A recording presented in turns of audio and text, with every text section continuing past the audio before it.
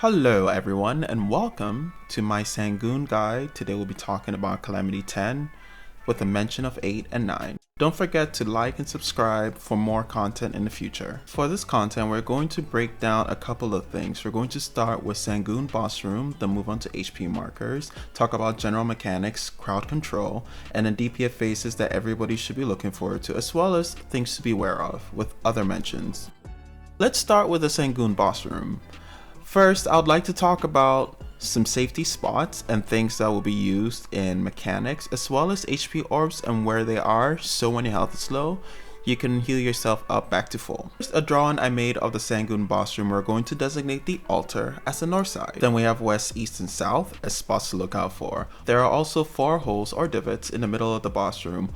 These 4 holes are used for a mechanic in the boss room where Sangoon will jump up or disappear backwards and reappear in the middle of the arena. These 4 holes are the safest spot to be after Sangoon drops from the ceiling. If you're unsure what your class's PV iframes are, then make sure to use this diagram to guide you to where the safe spots are.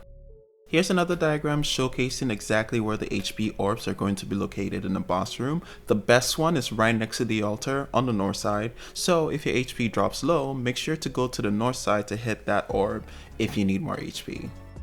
Now let us talk about the HP markers. With the HP markers, we're going to go over what happens at these specific HP pointers during the boss fight. So within the first 70% of his HP, Sangoon can do a very specific mechanic where he disappears completely if you don't DPS him fast enough to 70%. This mechanic is when he disappears and reappears in the middle of the stage suddenly. Keep in mind what we mentioned earlier with the 4 safety spots. Now if you DPS Sangoon fast enough at 70%, this is what the mechanic is going to look like. As you notice, it looks different where he doesn't just appear in the middle of the room, there's additional stuff to it. We'll go over the specifics of this later. At 60%, Sangoon will walk backwards, disappearing slowly with the circle appearing below your character's feet. This will happen 2 more times with a total of 3 circles. After the 3rd circle, Sangoon will re-emerge from up above, so make sure to keep iframing so you don't get one shot. I think the interval is something like 2 seconds, so keep that in mind. At 50%, Sangoon is going to turn to you and roar. After the roar, an army of shadow clones are going to appear and start ripping up the ground with your teeth. They do equal damage to Sangoon, so make sure to keep PV iframing to survive. Also, Sangoon will keep doing other mechanics while this is happening, so keep an eye on him. At 40%, Sangoon will disappear backwards and a circle will spawn in the middle of the arena. The middle is the only safe place you can be, even though there will be a golden line running through the middle every so often. This golden line is Sangoon shooting through the middle. Do not get hit by the golden line, or do not get hit by Sangoon shooting through the middle, as that will one-shot you. Also, stepping in the red zone will one-shot you. How you generally want to approach this is you want to stand in the middle and let the mobs on the outskirts, there's going to be 2 kinds of jumpers and the walkers. Let the jumpers jump, and right before they land, PV iframes while also PV iframing Sangoon shooting through the middle. Then kill the general mobs that are spawning. Repeat this 2 to 3 times and the mechanic will end. At 10%, Sangoon will disappear and reappear with a roar. This signals the finale of the boss fight. He's going to do a combination of his 90% mechanic and his 40% mechanic. All you have to do is make sure you kill Sangoon before you die, because it's a lot of DPS coming out from the boss and the monsters in the arena. To boost damage, make sure you use your class buff as well as your BSR. This marks the end of the HP markers. Now let's move on to the general mechanics. In the general mechanics, we're going to further explain sound cues, disappearing acts, fallen rocks, Sangoon's tail, paw raise, his lunge and bite, as well as player HP markers. Let's start off with some Sangoon sound cues. He has a couple of sound cues he's going to use during his boss fight. Each major mechanic or HP marker is accompanied by a line Sangoon is going to say or a general sound bite. Here are a few examples.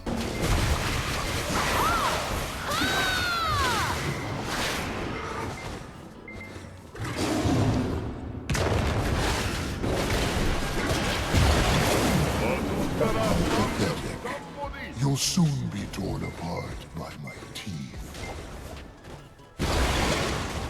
Will the tiger Papalicia, Sangoon! Now let us talk about Sangoon's favorite personal mechanic, his disappearing act.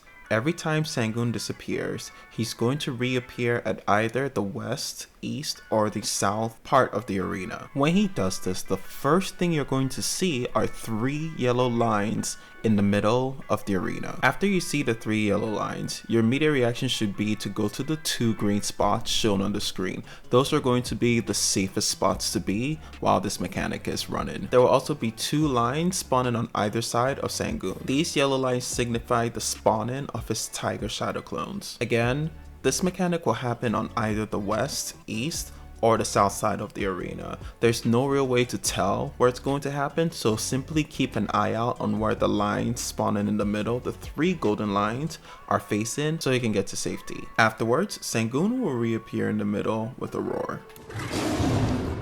After he disappears, you do have some time to position yourself in the safety spots before he reappears with the roar, so keep that in mind. With the re-emergence of Sangoon, there will be a brief pause. After the brief pause, these are the 2 different mechanics that might take place. It's an RNG, so there's no real way to show which one is going to happen. So keep an eye out to know whether it's going to be one or the other, but be prepared to PvE iframe at any cost. Here's a showcase of the attack sequence.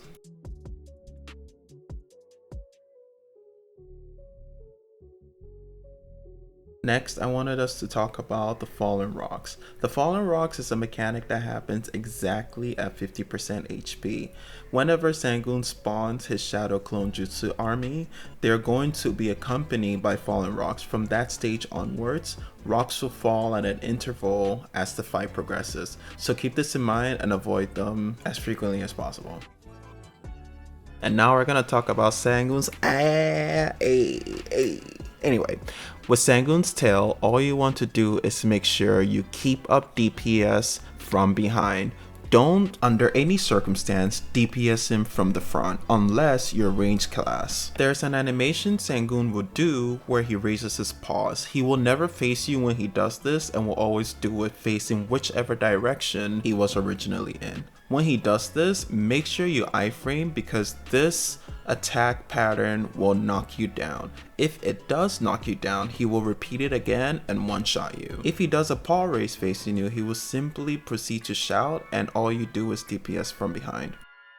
With his lunge and bite, Sangoon will always lunge at you when you are a certain distance away from him. This is usually followed by either a turnaround animation or a bite animation. Watch out for the bite animation because it does a ridiculous amount of damage and will one-shot you. This sequence will take place in the first 30% of his HP. Player HP marker. So, if your HP drops below 60%, Sangoon will trigger a mechanic where his shadow clones will spawn in a circle and destroy you. Do not touch them, do not go close to them, stay away from them and focus on healing.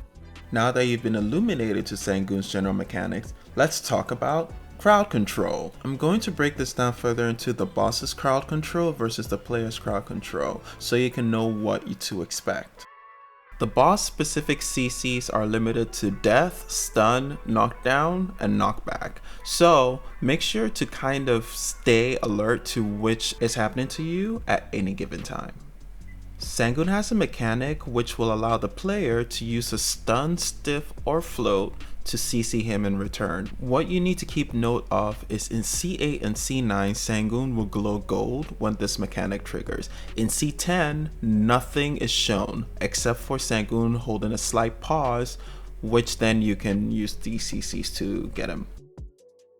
Now, time to shed some light on Sangoon's DPS phases. We're going to break this down a little bit. In Sangoon's DPS phases, we'll talk about distance and why it's important. Then we'll go over his roar, drop down, bite, and stun mechanic, as well as where you can DPS him through.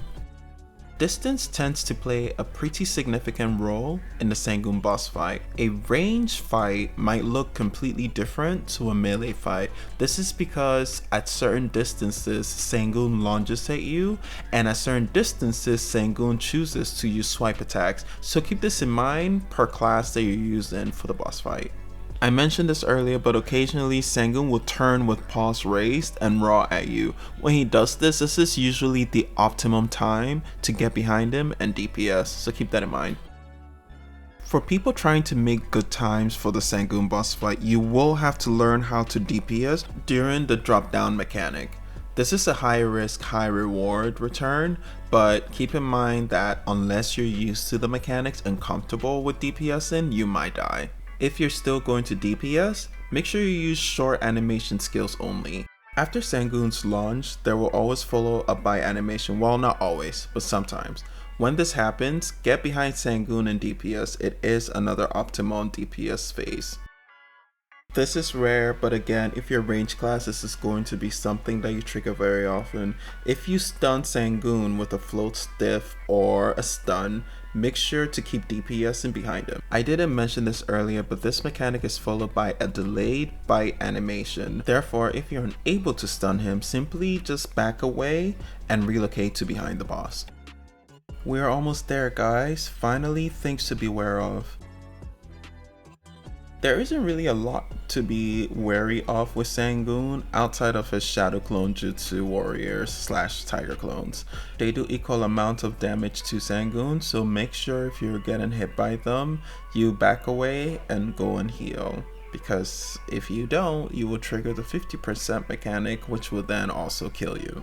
And by 50%, I mean your player HP 50% mechanic. Another thing to be wary of, don't PV iframe too much when Sangoon disappears, especially when the 3 lines appear in the middle. Doing this delays the spawn of Sangoon's shadow clones during that mechanic, so you don't want to do it too much. This should conclude the general gist of everything. Let's go over some general basics. Skill add-ons, make sure to focus on self buffs and self buffs only, as well as heals. This is important to upkeep durability during the fight and sustain. Now let's talk about food buffs and elixirs. These are what I usually use for my fights. I am always going for time, so these help me achieve those times. Let's talk about crystal setups. Here are my crystal setups and what I'm currently using. Feel free to copy and paste them and use them to your advantage. That's it, guys, we're done. Oh my god, that's so awesome. Thank you so much for being on this journey with me as we explore the intricacies of Sangoon and his attack patterns, as well as what you can do to make this a good experience for you. Let's now watch an example of me finishing the Sangoon boss fight. Keep in mind that DPS has changed with all the increase in APs, so now everybody kind of mixes up the timers and mechanics, but these are how the mechanics should run generally when you're doing a boss fight. If you want to review, make sure to go through the video. There will be timestamps showing you exactly what you need to do. And now here we go. I want to get to Broomba's digits. I've been doing this for how long now? An hour? It's been a bit. I only regret ever setting foot in this place.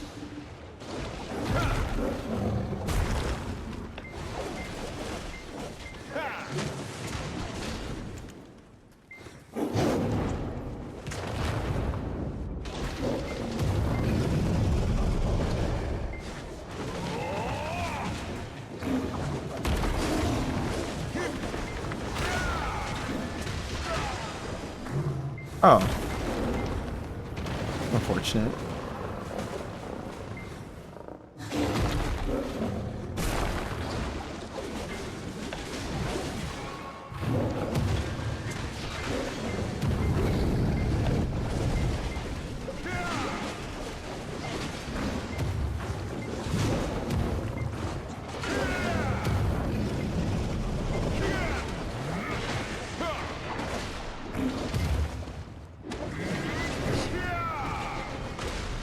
What? What did I even take damage from?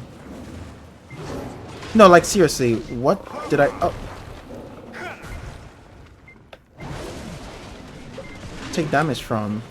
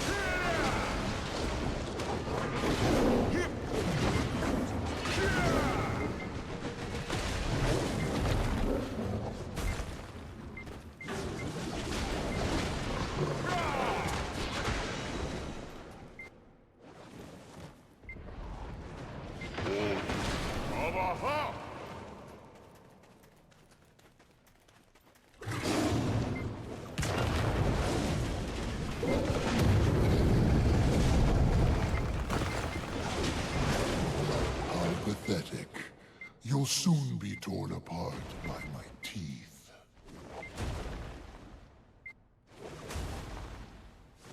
If you want to leave this palace, you will have to die to do so.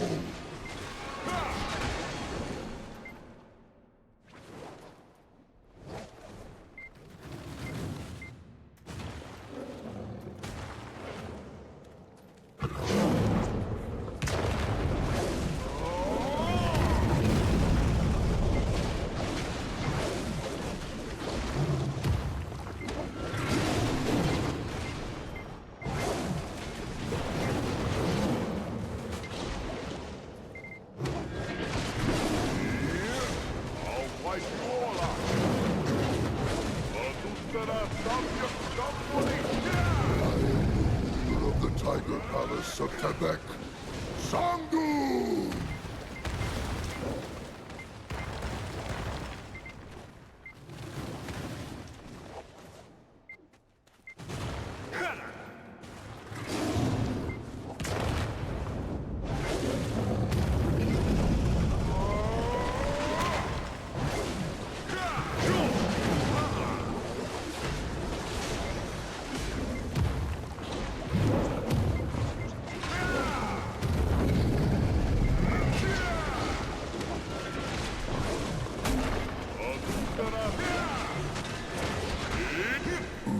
I shall kill.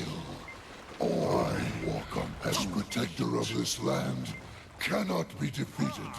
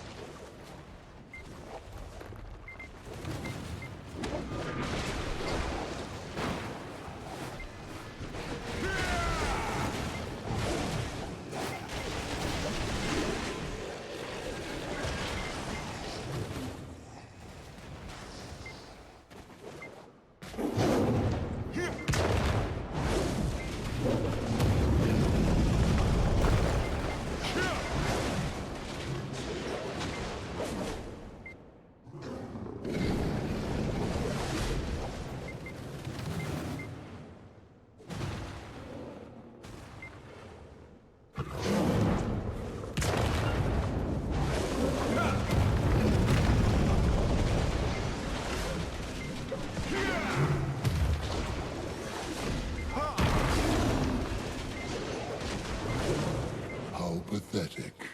You'll soon be torn apart by my teeth. If you want to leave this palace, you will have to die to do so.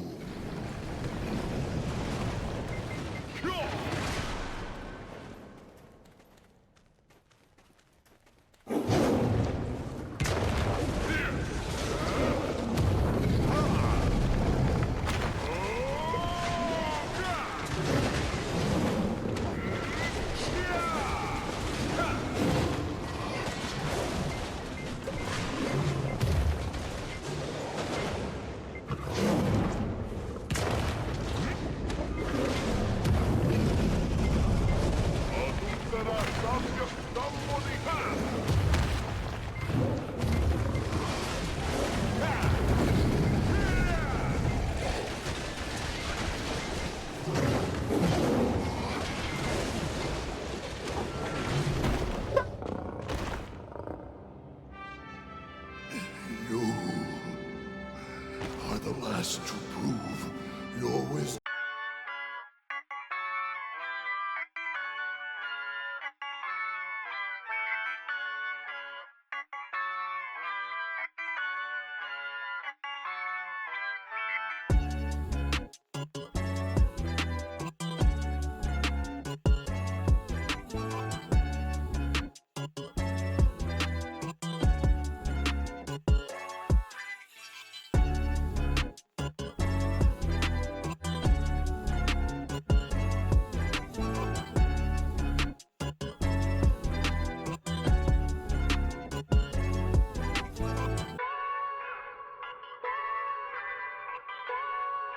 Papalicia.